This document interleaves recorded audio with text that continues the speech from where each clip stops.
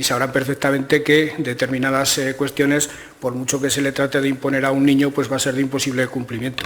Insisto que por encima de todo está ese decreto de 9 de junio, el Gobierno de Aragón, como no puede ser de otra forma, lo respetará, pero pensamos que al final tendrá que haber algún tipo de modulación, tendrá que haber algún tipo de adaptación a la realidad para que el curso empiece con normalidad. Insisto, las normas hay que cumplirlas, pero a ser posible tienen que ser normas cumplibles. La conveniencia de que se establezca el metro de distancia no es una posición nuestra, es una posición prácticamente compartida por la totalidad de las comunidades autónomas y, como me imagino que ustedes saben, por la Federación de Padres de Alumnos de la pública y de la concertada. Por tanto, es una cosa que parece bastante compartida y bastante razonable.